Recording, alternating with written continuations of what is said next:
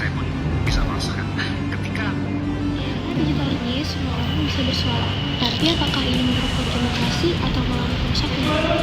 Di program Rakyat Bersuara iNews, tanggal 28 November 2025, ada satu pertanyaan yang dilempar ke publik. Kita ini main medsos, beneran berpikir secara kritis atau cuma numpang rame doang? Demokrasi digital butuh masyarakat yang pintar nyari informasi yang benar, bukan yang malah gampang terseret drama dan malah memperburuk polarisasi. Tapi yang viral beneran itu berita baiknya atau drama-dramanya? Maksudnya? Coba lihat timeline sekarang. Yang trending itu diskusi kebijakan atau tentang orang yang berantem tentang hal gak jelas. Tim itu meneliti bahwa 70% itu berita bohong lebih cepat menyebar daripada berita beneran di Twitter. Ya udahlah, besok kita coba omongin lagi sama teman-teman yang lain di perpus. Kita kelas 2 aja yuk. Jadi sebenarnya kita lebih jago nyebarin daripada fakta gitu?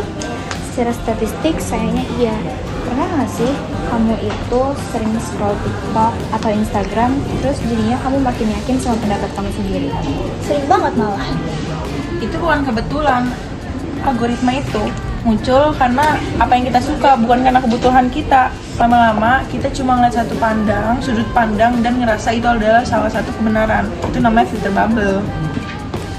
Terus dokumen bocoran Facebook itu gimana Al? Yang katanya performnya itu bikin orang makin terpecah tapi nggak mau dibenerin. YNI WSI 2021 ngelapor bahwa eksekutif Facebook itu sebenarnya udah tahu algoritmanya, tapi mereka batalin perubahannya karena takut engagement mereka turun. Ya intinya sih mereka takut keuntungan mereka turun. Itu termasuk menyeramkan sih. Dan kita memakai platformnya setiap hari. Termasuk aku juga pagi-pagi. Nah, berarti ini adalah inti dari masyarakat bersuara pada waktu itu. Kalau misalnya kita mau kritik yang bagaimana? Kritik yang berbasis emosi atau yang berbasis data? Oke, kalau kritik berbasis data itu tuh kayak anggaran turun 12% untuk pendidikan lalu merambas ke sekolah-sekolah di daerah. Sedangkan kritik yang berbasis emosi itu seperti pemerintah itu ngeselin deh dengan tanda ceruk 4 biji.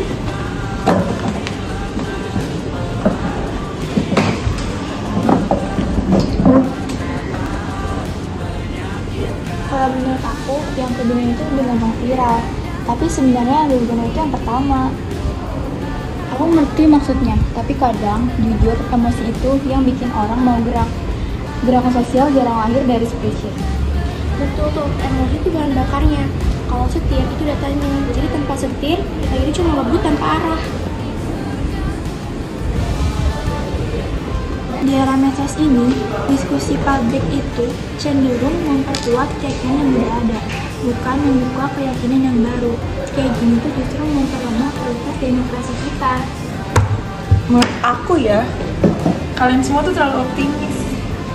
Coba kita lihat literasi digital Indonesia, indeksnya cuma 3,54/5. Itu menandakan kalau kita semua belum siap. Dan kamu terlalu pesimis. Kalau semua orang mikir kayak gitu, nggak akan ada yang mau gerak. Aku realistis. Kamu pesimis.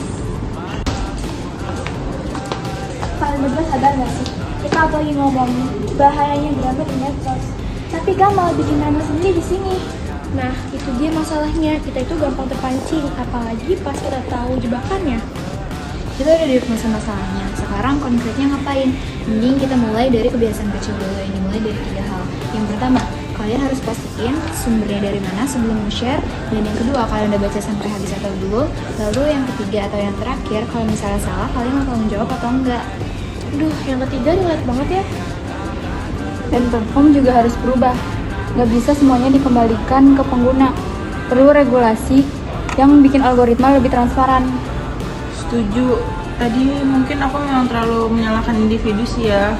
Mungkin memang harusnya kita saling sadar dan sistem juga yang harus lebih bertanggung jawab. Literasi digital itu bukan soal kita tahu cara pakai HP, tapi kita juga perlu tahu kapan kita berhenti scroll dan kenapa. Sejujurnya aku juga pernah sih share artikel hoax, tapi itu bukan karena aku bodoh, melainkan judul yang aku share itu benar-benar sesuai sama apa yang aku pengen. Itu namanya confirmation bias. Otak kita lebih alami percaya sama apa yang udah kita yakinin, dan algoritma tahu, jadi dimanfaatin terus. Jadi sebenarnya musuh terbesar kita adalah diri sendiri. Makanya berpikir kritis itu bukan bakat, tapi latihan. Nah, dari debat yang kayak gini, kita nggak cuma ngambil siapa yang menang debat ya, tapi apa yang kita sadari setelahnya. Rakyat bersuara. Semua orang punya suara di era digital ini. Suara yang berarti bukan suara yang paling keras, melainkan suara yang paling jujur, paling berdasar, dan paling yang boleh didengarkan.